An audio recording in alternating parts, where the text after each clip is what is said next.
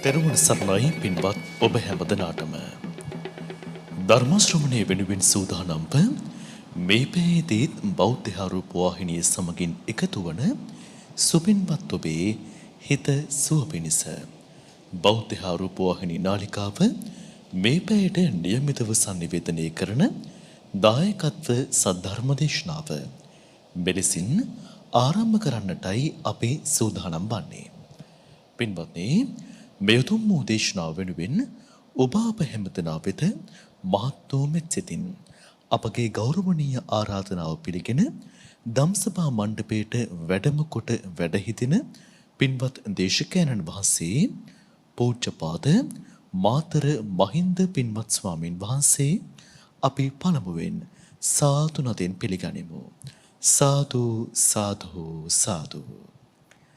සදහැවතුනි, දේශනාව වෙනුවෙන් පුණ්‍යවන්ත දායකත්වය ලබා දෙනවා ඇඹිලිපිටිය පනාමුර පදිංචි ජයනී රාජපක්ෂ මහත්මිය, සාගර ගැමණවීර ගුරු මහත්මයා, හර්ෂණී ජයතුංග ගුරු මහත්මිය, ඉන්ද්‍රාණී රත්නා ශ්‍රීමතී, ජානකී, සුනීතා, සුසන්ති සහ උදයංගනී යන දේනීවරුන් බෑනාවරුන් ඇතුළු ඒ පවුලේ පින්වත් පිරිස සමන්තහා චක්ඛවාලේසු අත්‍රා ගච්ඡන්තු දේවතා සද්ධම්මං මුනි රාජස්ස සුනන්තු සග්ග මොක්ඛදං ධම්මස්සවන කාලෝ අයං බදන්තා ධම්මස්සවන කාලෝ අයං බදන්තා ධම්මස්සවන කාලෝ අයං බදන්තා.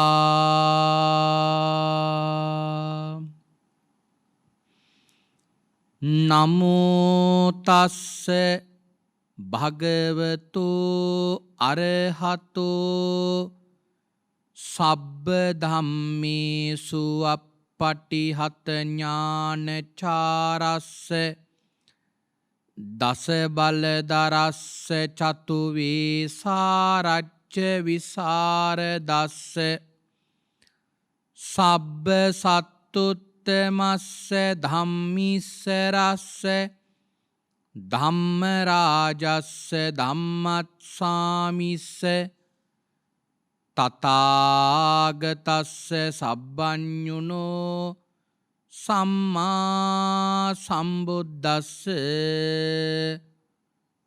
නමෝ තස්ස භගවතු අරහතෝ සබ්බ ධම්මේසු අප්පටිහත ඥානචාරස්ස දස බලදරස්ස චතු වේසාරච්ච විසරදස්ස සබ්බ සත්තුත්තමස්ස ධම්මිස්ස රස්ස ධම්ම රාජස්ස ධම්මත්සාමිස්ස තථාගතස්ස සබ්බඤුනෝ සම්මා සම්බුද්දස්ස.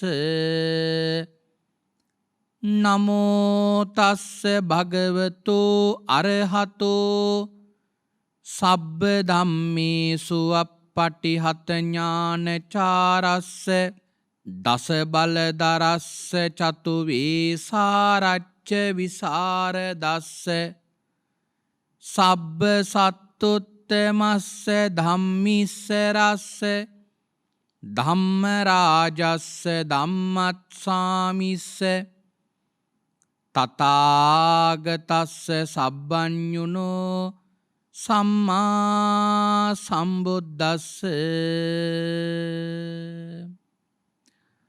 උතුම් වූ භාග්‍යවතුන් වහන්සේට මාගේ උතුම් වූ නමස්කාරය වේවා. ධම්මස්වාමී ලෝකස්වාමී භාග්‍යවතුන් වහන්සේට අයිති ධර්මයක් දේශනා කරන මේ වෙලාවේ මාගේ මුවින් වැරදි වචනයක් පිට නොවේවා, මිත්‍යා දෘෂ්ටික වචනයක් පිට නොවේවා, මගේ අදහසක් ධර්මයට විරුද්ධව පිට නොවේවා. උතුම් වූ භාග්‍යවතුන් වහන්සේගේ සත්‍යම වූ බුද්ධ වචනය භාග්‍යවතුන් වහන්සේ සතුටු වෙන ආකාරයට දේශනා කරන්න මට ශක්තිය ලැබේවා. ඒ සඳහා සියලු ආර්යයන් වහන්සේලාගේ අනුග්‍රහය ලැබේවා. සියලු සත්පුරුෂයන් වහන්සේලාගේ අනුග්‍රහය ලැබේවා. සියලු ශාසනාරක්ෂකයන් වහන්සේලාගේ අනුග්‍රහය ලැබේවා. හැම දිනාටම භාග්‍යවතුන් වහන්සේගේම ධර්මය අවබෝධ කරගෙන උතුම් චතුරාර්ය සත්‍ය ධර්මයම අවබෝධ කරගනිත්වා. සාදු සාදු සාදු. සද්ධර්ම ශ්‍රාවක කාරුණික ගුණගරුක පින්වත්නි, අද දවසේදී පින්වත් හැම දෙනාම මේ වෙලාවේ බලාපොරොත්තු වන්නේ භාග්‍යවත්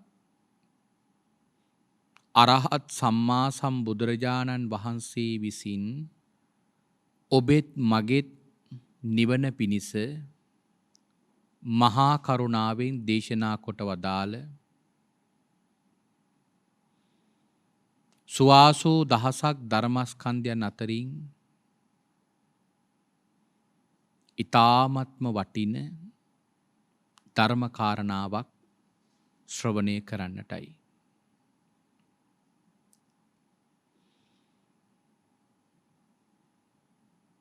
පින්වත්නි, අද ධර්ම දේශනාව සඳහා මම අපේ පින්වතුන්ට විශේෂ කරුණක් දේශනාවට මාතෘකා කරගත්තා.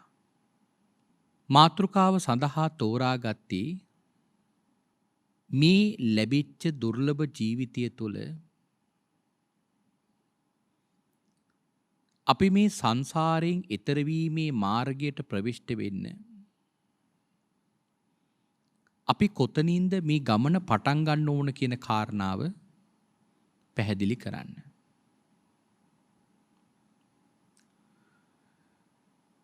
අපේ පින්වතුන් හිතන්න, අපේ පින්වතුන් මේ වෙනකොට කල්පනා කරලා බලන්න කොයි තරම් නම් වටින දුර්ලභ ජීවිතයක්ද මේ ලැබුවේ කියලා. හරියට මහා වාලුකා කාන්තාරයක ඇවිදගෙන යන කෙනෙක් මනරම් දූපතක් දැකලා ඒ දූපතේ මොහොතකට නවාන් නැක්කත්තා වගේ සියලු දෙයින් පරිපූර්ණ වෙච්ච, සියලු දෙයින් සර්ව සම්පූර්ණ වෙච්ච මේ දූපති ප්‍රතිඵල ලබාගෙන එතනින් එතර වෙන්නට ලැබිච්ච අවස්ථාවක් වගේ තමයි ඔබත් මමත් මේ ආපු සංසාර ගමනේ සම්මා සම්බුදුරජාණන් වහන්සේ නමකගේ උතුම් බුද්ධෝත්පාද කාලයක මනුෂ්‍ය භවයේ ලැබීම. අපේ පින්වතුන් හිතන්න පෙර භවයේ ඉඳලා මේ භවයට එනකොට පින්වතුන් දන්නවද කොයි තරම් උසස් කුසලයක්ද අපේ ජීවිතයට විපාක දීලා තියෙද කියලා. ගිය භවයේ ඉඳලා මේ භවයට එනකොට ගිය භවයේ මරණාසන්න චිත්ත වීතිය තුල පින්වතුනි කල්පනා කරලා බලන්න අපට විපාක දුන්නු ඒ කුසලය පින්වතුනි හිතා ගන්න බැරි මහා කුසල කර්මයක විපාක දුන්නේ.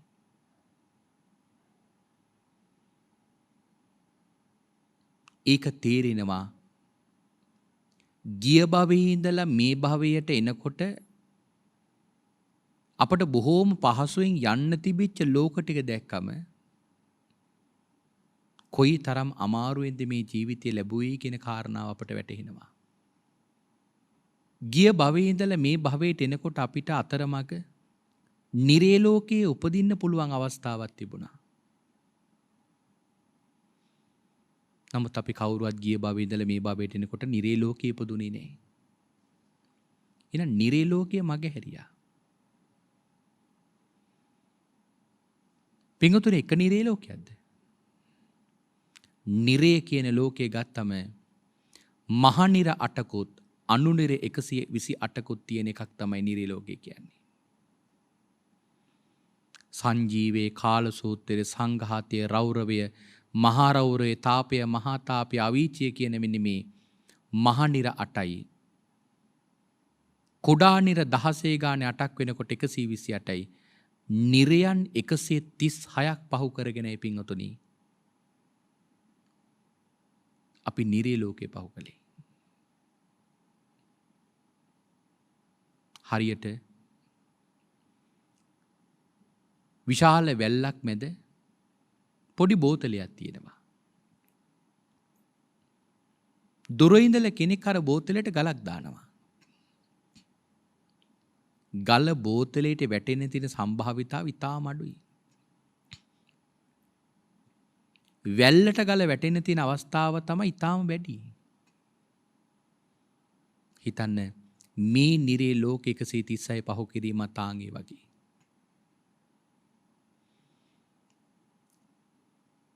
ඊළඟට පින්වතුනි ওই නිරේ ලෝකේ පහු කරා විතරක් නෙවෙයි තිරිසන් ලෝකයක් පහු කළා. ලෝකේ කොච්චර තිරිසන්ව ඉන්නවද? අපිට තිරිසන් ලෝකයේ උපදින්න තිබුණු කර්මත් අපි ළඟ තිබුණ. නමුත් ගිය ජීවිතේ මරණාසන්න චිත්ත වීතියදී අපිට ඒ ටික විපාක දුන්නේ නැහැ. එහෙනම් ඒ මොහොතත් මග හැරුණා. ඊළඟට පින්වතුනි പ്രേත ලෝකයේ උපදින්න තිබුණා. අපි කවුරුවත් പ്രേත ලෝකයේ ඉපදුනේ නැහැ. പ്രേත ලෝක සාමාන්‍ය ගණන් කරොත් 12ක් තියෙනවා. තවත් බොහෝ പ്രേත ලෝක තිබෙන බව අපේ ධර්මයේ විස්තර කරලා තියෙනවා. එහෙනම් අපිට പ്രേත භවය පවා අපි මග හැරියා. ඊළඟට අරූප තලවලට යන්න තිබුණා. ආකාසානං ඡායතනෙ විඥානං ඡායතනෙ ආකින්චඤ්ඤායතනෙ නේව සංඥා නා සංඥායතනෙ කියන අරූප තලවලට අපිට යන්න තිබුණා. අපි කවුරුවත් අරූප තලවලට ගියේ නෑ. එහෙනම් ඒ ලෝකයක් අපි මග හැරියා. ඊළඟට පින්වතුනි ඔය ඔක්කොම ටික පහු කළා ඊළඟට ඔන්න අපි මිනිස්සෙක් වෙලා ඉපදුනා. පින්වතුනි මේ විශ්ව ධාතුවේ තියෙන එකම මනුෂ්‍ය ලෝකෙද මේ? නෑ. එක සක්වලකට එක මනුෂ්‍ය ලෝකයේ ගානේ මනුෂ්‍ය ලෝක තියෙනවා. භාග්‍යතුන් වහන්සේ නමකගේ ආඥා ශේස්ත්‍රය කෝටි ලක්ෂයක් සක්වලක් දක්වා පැතිරලා තියෙනවා. එනම් කෝටි ලක්ෂයක් සක්වලක් ඇතුලේ මනුෂ්‍ය ලෝක කොච්චර තියෙනවද? කෝටි ලක්ෂයක් තියෙනවා. ආන් එවැනි මනුෂ්‍ය ලෝක ගත්තම විශ්ව ධාතුවේ තියෙන ප්‍රමාණය හිතා ගන්න බෑ. දවසක් බුදුරජාණන් වහන්සේ මේ විශ්වයේ ප්‍රමාණය දේශනා කරනවනේ. යොදුනක් උස යොදුනක් පළල. භාග්‍යවතුන් වහන්සේ මේකට උපමාව ගන්නවා කෝටි ලක්ෂයක් සක්වලක් කියන ප්‍රමාණය. කෝටි ලක්ෂයක් සක්වලක් කියන මෙන්න මේ භූමි ප්‍රමාණය හිතන්න කියනවා අබ ඇටය අබ පෙට්ටියක් කියලා. ඒ අබ පෙට්ටියට අබ ඇට පුරවලා කවුරු හරි කෙනෙක් දකුණු පැත්තට යනවා හමු වෙන එක සක්වලක දෙක අබ ඇටයක් එළියට දාලා. භාග්‍යවතුන් වහන්සේ දේශනා කරනවා දකුණු දිශාවට තියෙන යනකොට අබ පෙට්ටියේ අබ ඇට ටික ඉවර වෙයි. හැබැයි කෝටිලක් ඒ ප්‍රමාණයට තියෙන දකුණු පැත්තට තියෙන සක්වලවල් ගාන ඉවර වෙන්නේ. කෝටි ලක්ෂයක් සක්වලක් කියන්නේ කොච්චර විශාල ප්‍රමාණයක්ද? ඊළඟට පින්වතුනි බුදුරජාණන් වහන්සේ දේශනා කරනවා ඔය තරම් විශ්ව ධාතුවේ සක්වලවල් තියෙනවා. එහෙමනම් ඒ හැම විශ්ව ධාතුවකටම එක හැම සක්වලකටම එක මනුෂ්‍ය ලෝකේ ගානේ තියෙනවා. එහෙමනම් ඒ සෑම මනුෂ්‍ය ලෝකයකම උපදින්නේ මිනිසියෝ. එහෙනම් අපි මෙලොව මිනිස්සෙක් වෙලා උපදින්න පින් තිබුණට හැබැයි අපිට පින්වතුනි විපාක දුන්න ඊට වඩා විශේෂ පිනක් මේ තරම් විශ්ව ධාතුවේ මනුෂ්‍ය ලෝක තිබුණට බලන්න ඔබත් මමත් අපි හැම දිනාම තෙරුවන් වැඩ ඉන්න ලෝතුරා සම්මා සම්බුදුරජාණන් වහන්සේ නම් මේ උත්තම රතනය පහළ වෙච්ච මගුල් සක්වලේ මනුෂ්‍ය ලෝකේ සම්මාදිට්ඨික රටක උපදින්න පුළුවන් කමක් ලැබුණා.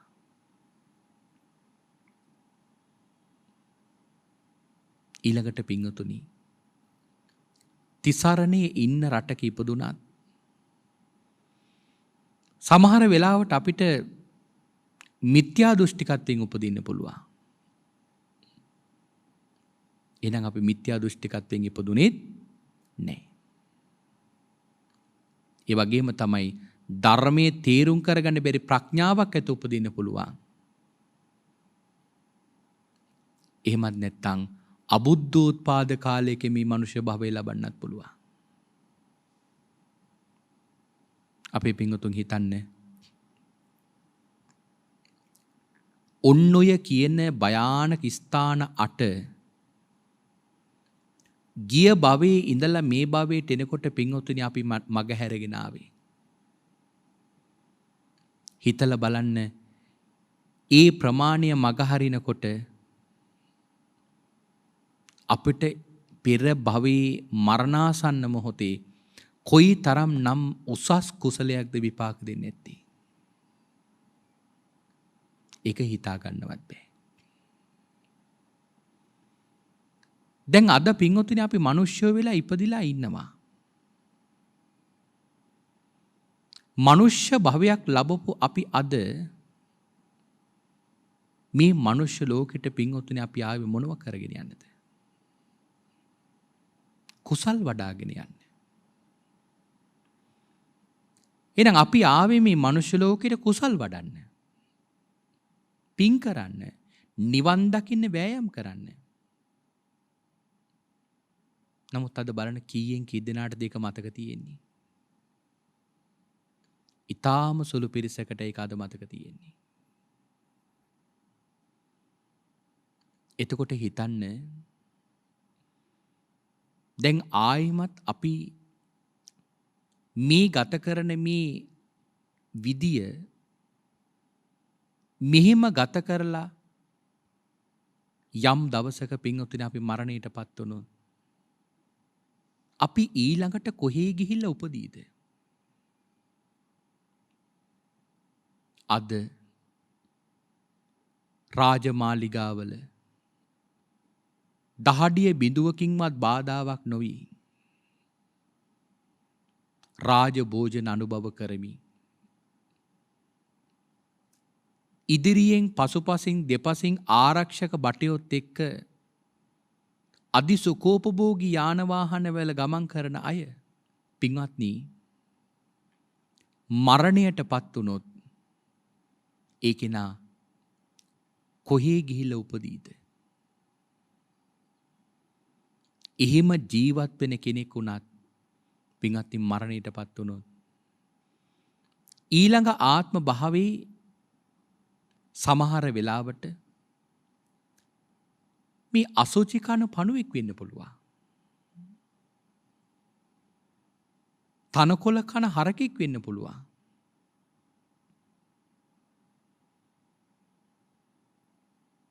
කොයි තරම් භයානක අනතුරක්ද අපට ඉදිරි සංසාරයේ තියෙන්නේ.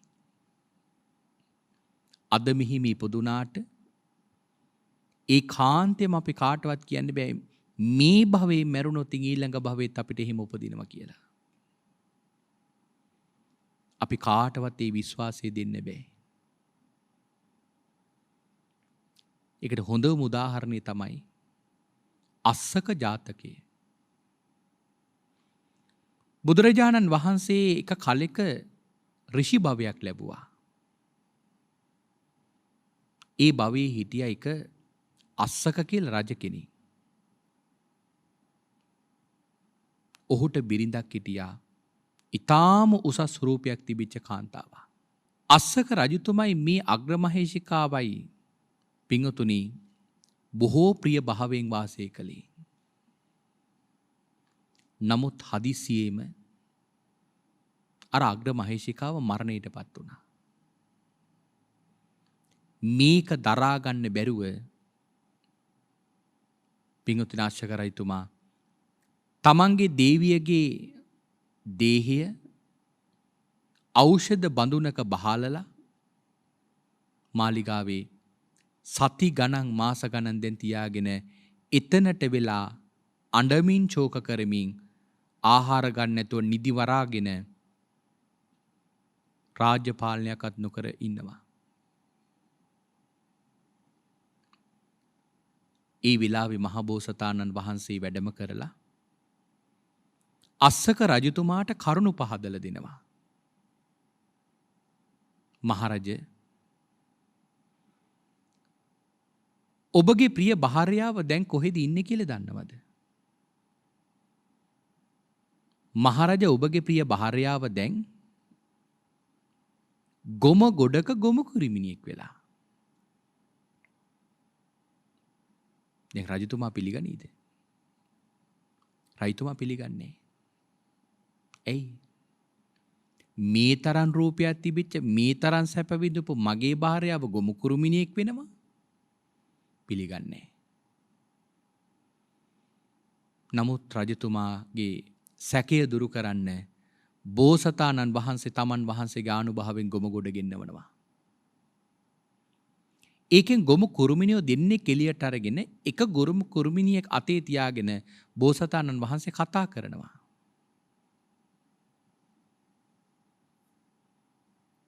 බෝසතාණන් වහන්සේ අහනවා නුඹ පෙර භවයේ කවුද? ස්වාමීනි මේ රටේ අස්සක රජතුමාගේ භාර්යාව. අහනවා ඔබ දෙන්න කොහොමද ජීවත් වුනේ? ඊටාම ප්‍රිය ස්වභාවයෙන් ස්වාමීනි ජීවත් වුනේ. ඊළඟට අහනවා කොහොමද දැනුත් ඔය ආදරේ එහෙමම තියෙනවද? ඒ වෙලාවේ කියනවා අනේ නෑ ස්වාමීනි. දැන් මට ප්‍රිය, දැන් මම ආදරේ, දැන් මට ලැබිච්ච ස්වාමියට. දැන් මගේ ස්වාමියට මම කොච්චර ආදරේද කියලා කියනවනම් ස්වාමීනි අස්සක රජතුමාගේ ලේ අරගෙන මගේ ස්වාමියාගේ පාදක දෝණය කරන්න කියලා කිව්වොත් ස්වාමීනි මම ඒකත් කරන්න කැමතියි කියනවා. එතකොට අපේ පිංගුතුන් හිතන්න සංසාරයේ කොච්චරනම් භයානකද?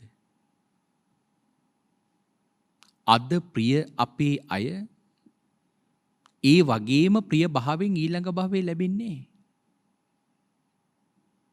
අද බොහෝ සැප සම්පත් විඳින අය මරණයට පත් වුණොත් ඊළඟ භවයේ ඒ සැප සම්පත් ඇතුව ඒ විදිහට මේ කාන්තිම උපදින්නේ. සැප ලබන්න බැරි කම නෙවෙයි. සැප ලබන්න පුළුවන්. නමුත් ඒ සැප ලබන යම් වැඩපිළිවෙලක් අප තුළ පුරුදු පුහුණු කරගෙන තිබුණොත් විතරයි. පින්වතුනි, හිතලා බලන්න මේ සසර කොයිතරම් නම් එහෙමනම් භයානකද?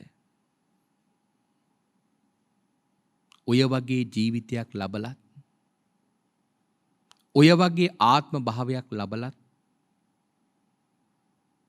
අර වගේ ගොමු කුරුමිනියෙක් වෙන්න පුළුවන් වුණා නම්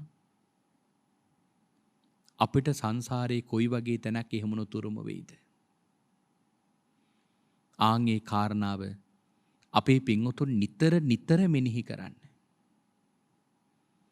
දැන් ගත කරන ජීවිතය යම් තැනකදී හරි වරද්දා ගත්තොත් අපේ පින්වතුන්ට සංසාරේ බොහෝ කාලයක් උරුම වෙන්නේම දුකක්ම තමයි. මොකද මේ මොහොතේ මරණයට පත් වෙලා අපි ඊළඟ මොහොතේ මැරලා ඉපදුනොත් නිරයක ඒ නිරේ වේදනාව කොච්චර භයානකයිද? බුදුරජාන් වහන්සේ දේශනා කරනවා සංජීවී නිරය. සංජීවී නිරේ පින්වතුනි මනුෂ්‍ය වර්ෂ වලින් දීර්ඝායුෂයක් තියෙන්නේ. දැන් මේ නිරේ වර්ෂ වලින් කියනවා නම් අවුරුදු 500ක් ආයුෂ තියෙනවා. හැබැයි සංජීවී නිරේ එක දවසක් ඉවර වෙන්න මනුෂ්‍ය ලෝකෙ පින්වතුනි අවුරුදු 90 ලක්ෂයක් ඉවර වෙන්න ඕන. හැබැයි නිරේ ලෝකේ කියන්නේ ටිකක් සැප විඳිනවා, ආයෙ පොඩ්ඩක් විවේකීව ඉන්නවා. නැත්නම් අර විඳපු දඬුවම ටිකක් සමනේ වෙනකන් පැත්තකින් තියලා තියෙන. එහෙම නෑ. පටන් ගත්තු වෙලාවෙ ඉඳලා තියෙන දුක් විඳින්න. දීර්ඝ කාලයක් දුක් විඳින වෙනවා.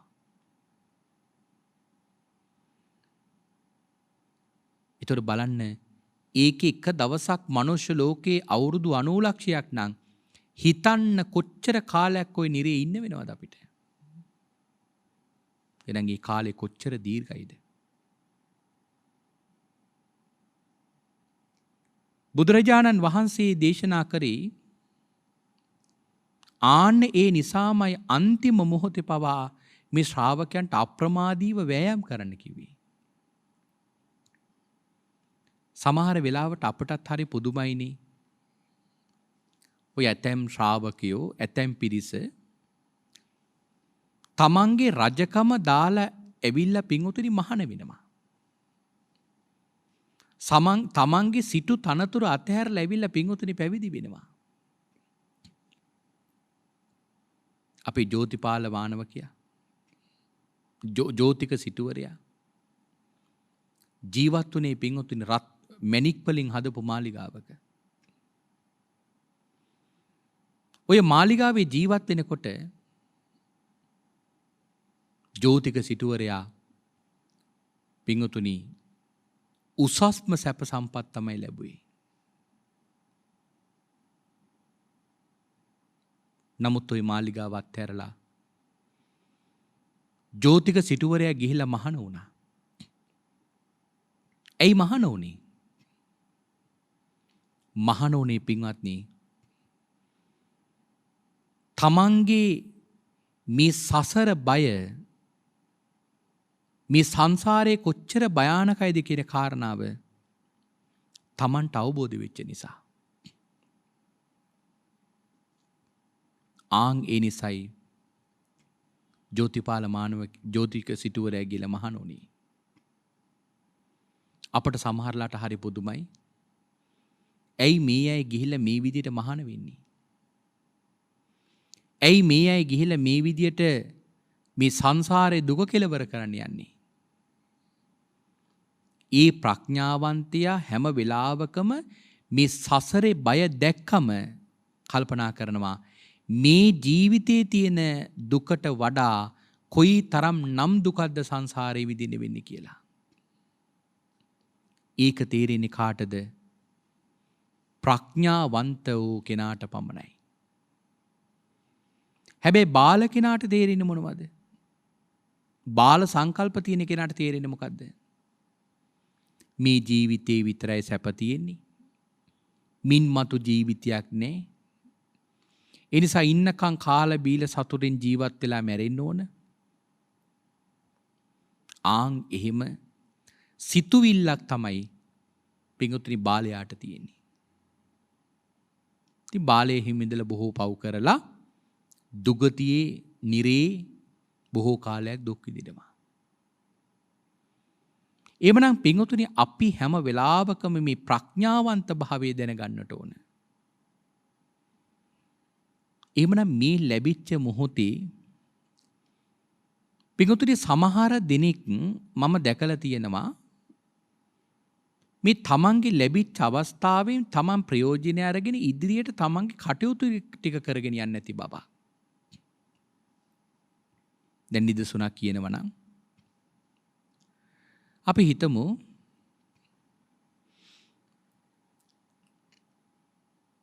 ඕන කෙනෙක් ඉන්නවා ඔහුට හිතෙනවා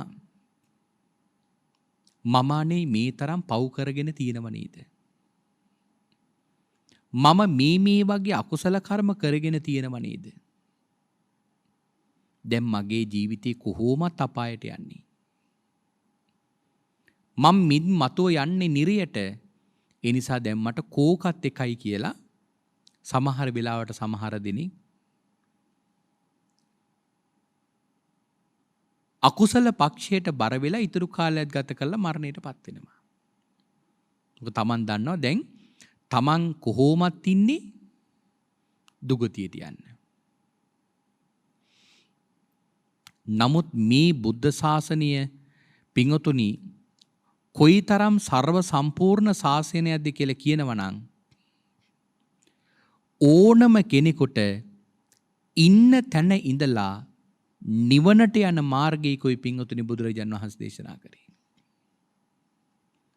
භාග්‍යවතුන් වහන්සේ කිසි වෙලාවක දේශනා කළේ නෑ මහණෙනි නුඹලා පැවිදි වෙන්නේ පැවිදි වුණොත් විතර නිවන් දකින්න පුළුවන්.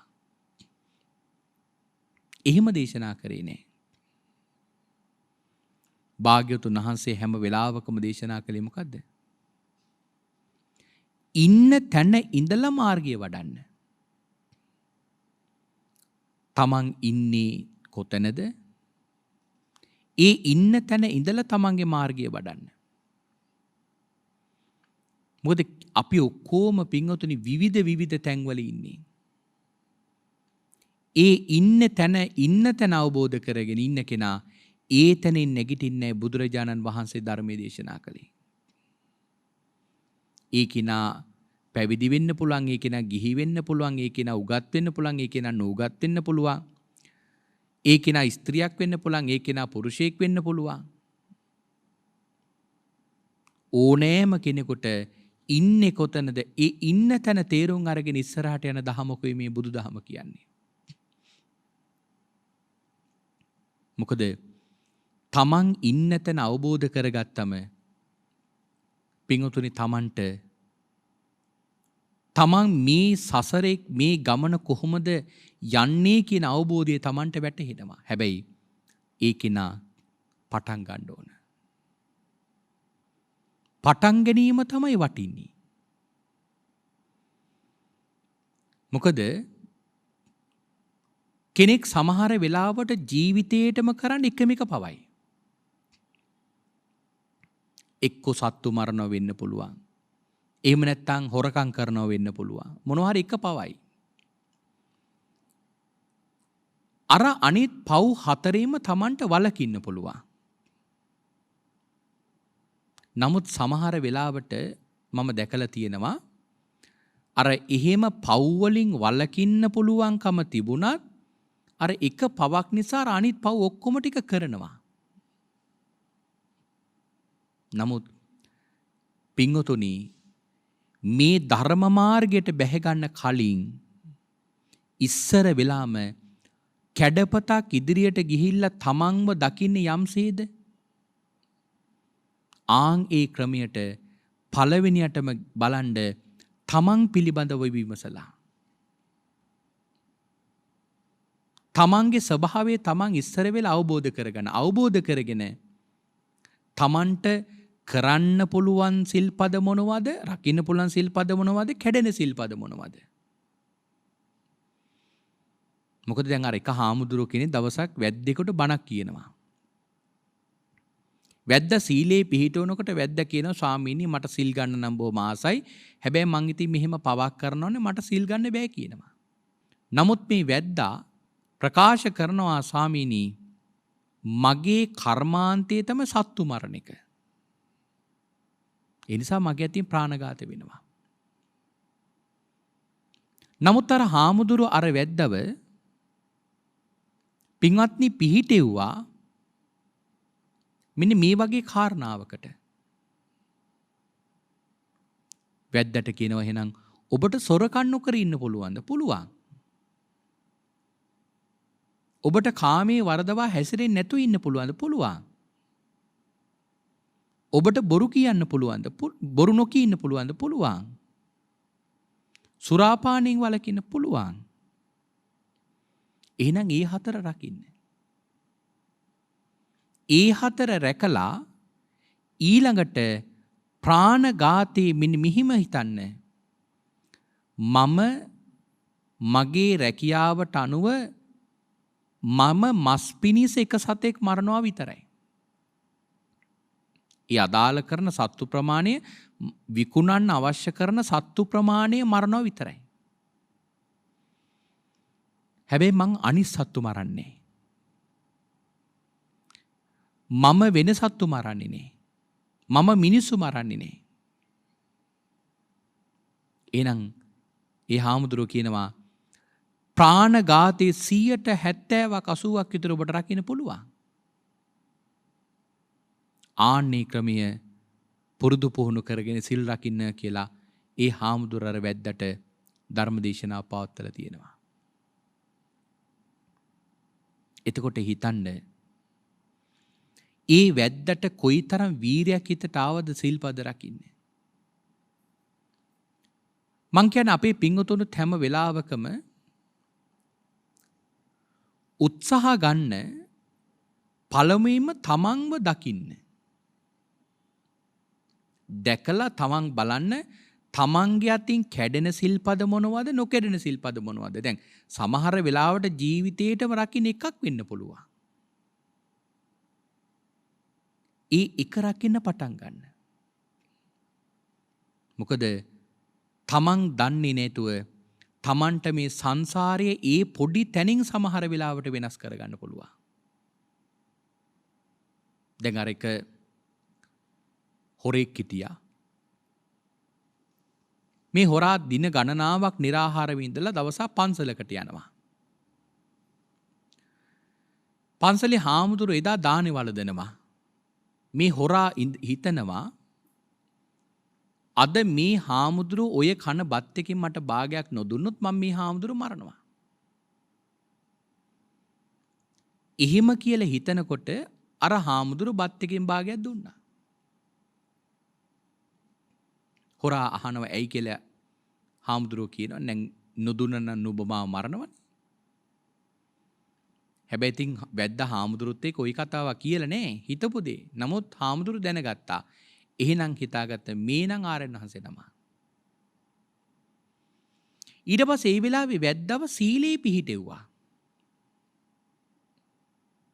පිහිටෙවේ කොහොමද? ඒ වෙලාවේ කියනවා පින්වත්නි ස්වාමීනි මගේ වෘතිය හොරකම් කරන එක. මට එනම් හොරකම් වලකින්න බෑ. ස්වාමීනි මම හොරකම් කරලා කවුරු හරි මාව දැක්කොත් මට වෙනවා මේ මිනිස්සයා මරන්න. එහෙනම් මට ප්‍රාණඝාතයෙන් වළකින්නත් බෑ. රජුට අහුවනම මට බොරු කියන්න වෙනවා. එනම් මට මුසාවාදයෙන් වළකින්නත් බෑ. මගේ වෘත්තියට අනුව මට සුරාපානයෙන් වළකින්නත් බෑ. හැබැයි ස්වාමිනී මට ඕනනම් එකක් කරන්න පුළුවන්. මොකද්ද? කාමයේ වර්ධවා හැසිරෙන්නේ නැතුව ඉන්න පුළුවන්. ආන්න ඒ වෙලාවේ අර තෙරුන් වහන්සේ වැද්දව ඒ එක සිල්පදිය සමාදන් කෙරෙව. දැන් ඔන්න තමයි ඕක තමයි පටන් ගන්නම. දවසක් මේ හොරා යනවා රජමාලිගාවේ හොරකමක් කරන්න. ඕක දකිනවා අග්‍රමහේශිකාව. අග්‍රමහේශිකාව හොරා දැකලා අග්‍රමහේශිකාව වැරදි ආරාධනාවක් කරනවා හොරාට. ওই වෙලාවේ ඕක ප්‍රතික්ෂේප කරපු හොරාගේ හඬ අහලා රජු මේ කාරණාව දැනගෙන රජු හොරාවයි බිරිඳවයි ගෙන්නවල ප්‍රශ්න කරනවා. ඒ වෙලාවේ පින්වතුනි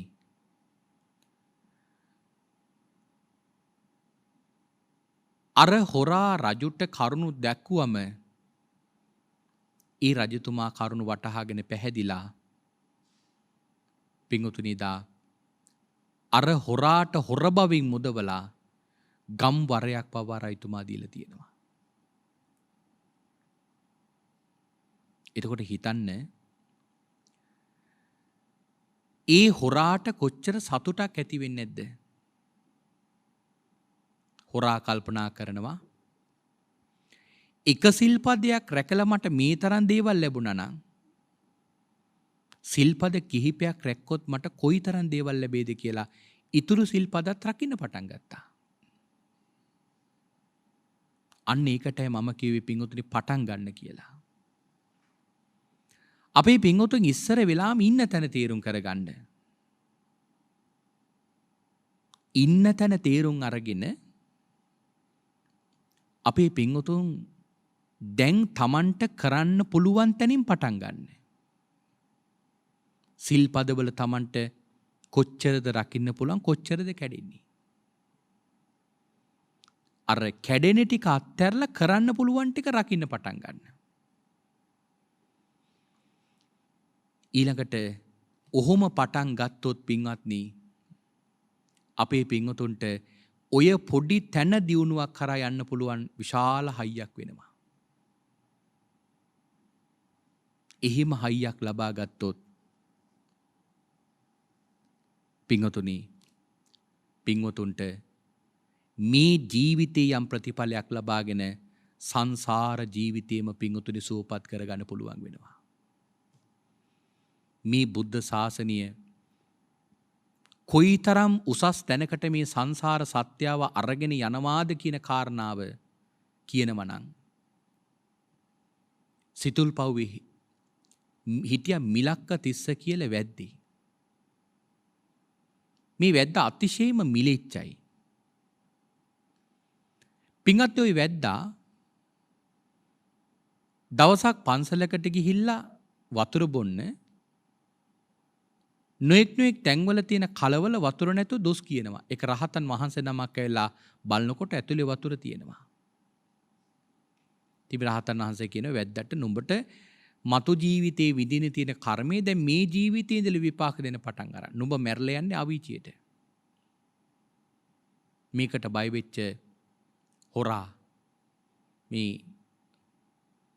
මිලක්කතිස්ස වැද්දා ඒ ශාසනයේ මහාන වෙනවා. පිඟුතුනි මහාන වෙලා ආරබත නික්කමත යුංජත බුද්ධ ශාසනය කියන මේ ගාථා රත්නය ශ්‍රවණය කරලා අරහත් ඵලෙ ලබනවා. දැන් මේ වැද්දා යන්නේ හිටියේ කොහෙටද? නිරයට. නමුත් බලන්න නිරයට යන්න හිටපු මේ වැද්දා පින්වත්නි මේ බුද්ධ ශාසනයේ ප්‍රතිඵල ලබාගෙන කොයි තරම් නම් උසස් තැනකට ගියාද? ඒක තමයි පින්වතුනි වටින්නේ. එහෙනම් අපේ පින්වතුන් පළවෙනියටම තමන් ඉන්න තැන බලන්න. ඉන්න තැන බලලා ඊළඟට යන්න ඕන තැනට වෑයම් කරන්න. එතකොට ඉන්න තැනින් පටන් ගන්න. මොකද සමහර අය මේ පටන් ගැනීමත් කල් දානවා. දැන් උදාහරණයක් කියනවා නම් සමහර අය කියනවා මම ඉගෙනගෙන ඉවර වෙලා ওই මාර්ගයට යනවා. මට නම් ලොකු දානයක් දෙන්න හොඳ ආසාවක් තියෙනවා. අනේ ඒ වුණාට තාම මගේ ගේ වැඩි ඉවර කරගන්න බැරි වුණා.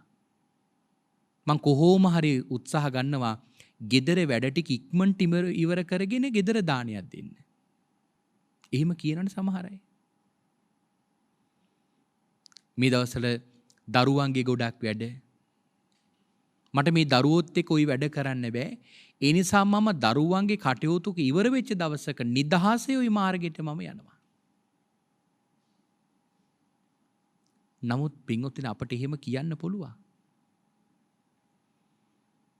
පින්වත්නි ඔබටවත් මටවත් මොකද්ද දෙන්න පුළුවන් සහතිකය? ඔය අපි අනාගතේ ඒ කරන වැඩේ ඒ දවස වෙනකන් අපි ඉන්නවා කියලා. මොකද අපි මෙලෝ උපදිනකොට මාරයත් එක්ක givisum ගහගත්තේ නැහැ. නහිනෝ සංගරන්තේන. අපි මහා සේනා සහිත මාරයත් එක්ක givisum ගහගෙන නැහැ. අපි ඉගෙන ගත්තා මෙන්න, අපි රස්සාවක් කරා මෙන්න, අපි විවාහ වුණා මෙන්න, දරුවෝ හැදුවා මෙන්න, දරුවන්ගේ වැඩ ටික කළ ඉවරුණා මෙන්න කියලා අපි කියන්නේ නැහැ. givisum ගහගෙන නැහැ. අපට කතා කරන්න කොයි වෙලාවේද ඒ කතා කරන වෙලාවට පින්වතුනි අපි යන්න සූදානම් වෙලා ඉන්න ඕන. එතකොට පින්වත්නි එහෙම සූදානමින් ඉන්න අපි බැරි වෙලාවක්වත් මාරය එනකොට අපි සූදානම් නැත්තම් අපට වෙන්නේ අති දීර්ඝ කාලයක් දුක් විඳිනේ දරුණු තැනකට යන්න.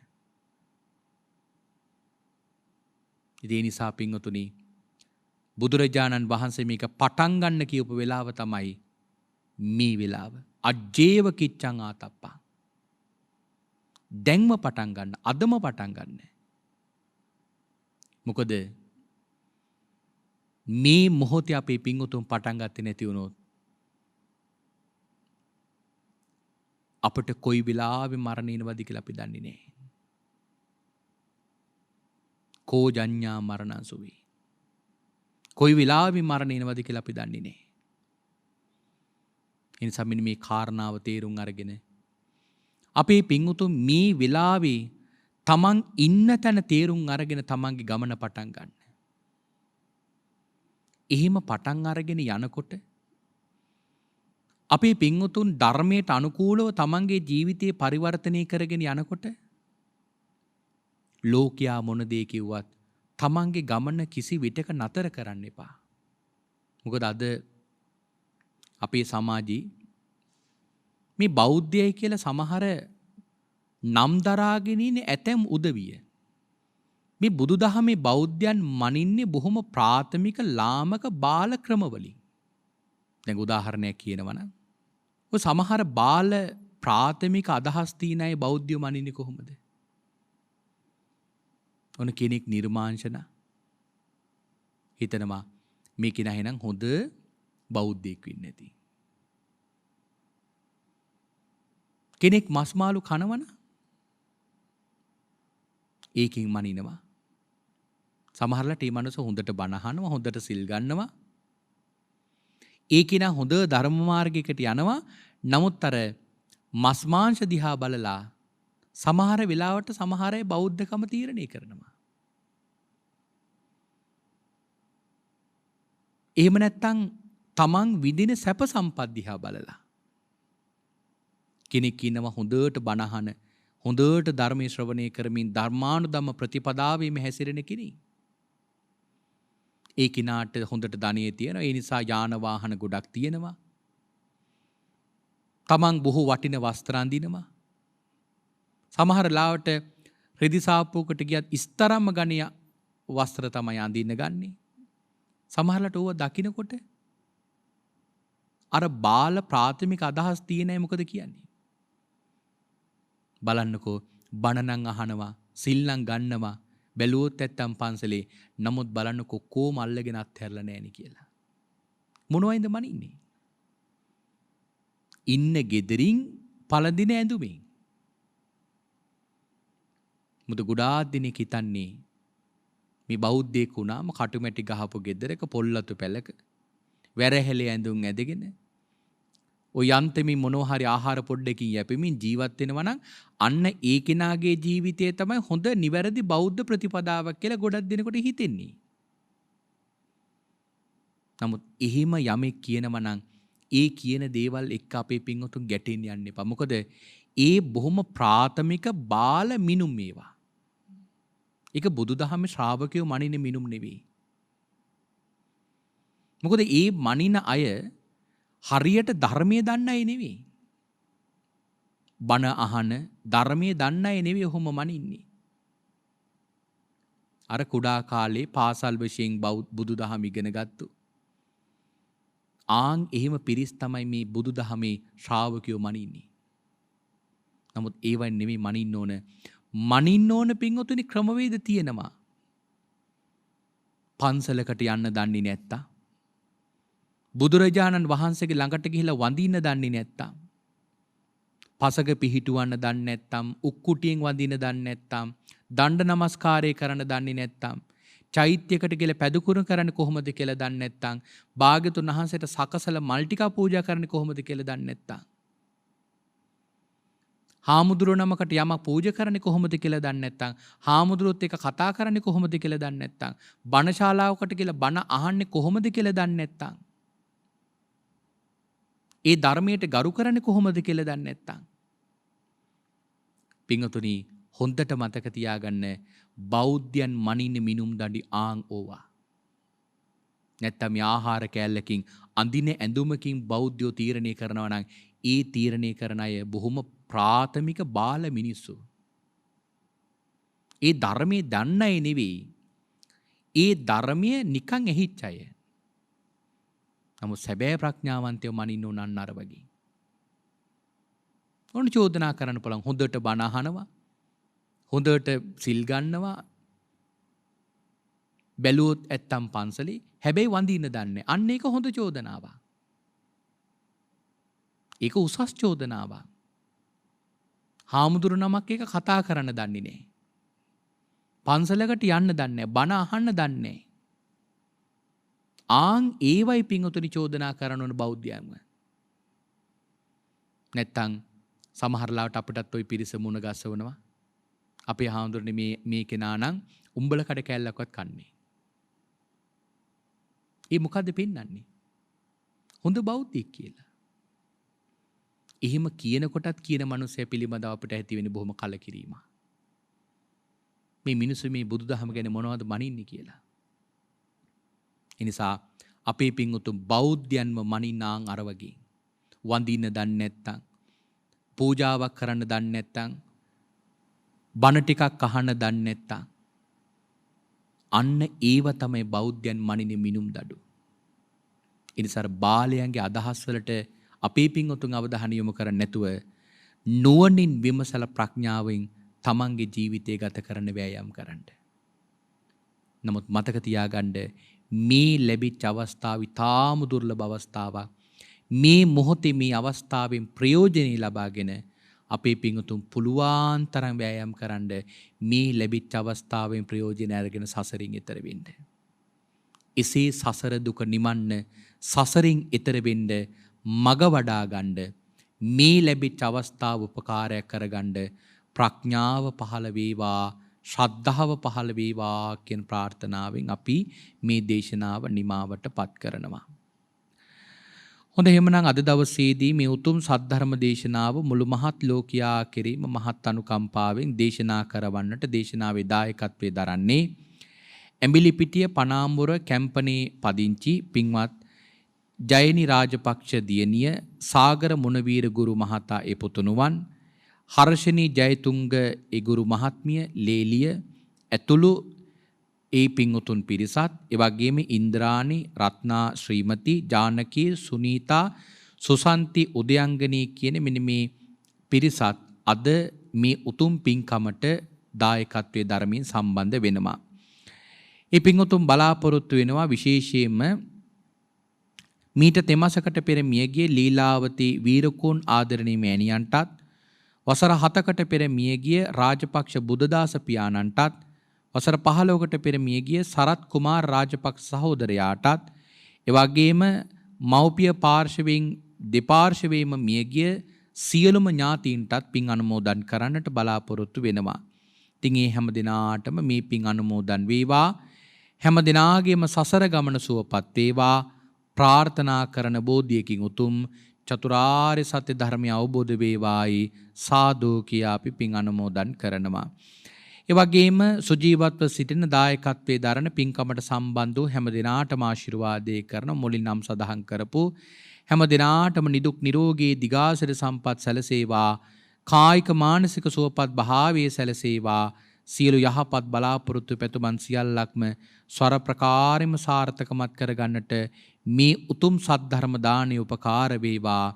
අවසානයේදී පින්වත් ඔබ අප හැම දිනාටමත් කෙටිම කාලයකින් පහසුම ආකාරයෙන් සුඛ සහගත ප්‍රතිපදාවෙන් සියලු දුකින් මිදෙම්වා. මේ සියලු කෙලෙස් බරින් නිදහස් වෙම්වා. අජර වූ අමර වූ නිවන ලැබ සැනසෙන්නට මේ කුසල් උතුම් පාරමිතාවක්ම වේවායි සාදු සාදු සාදු කියා අපි ප්‍රාර්ථනා කරගමු.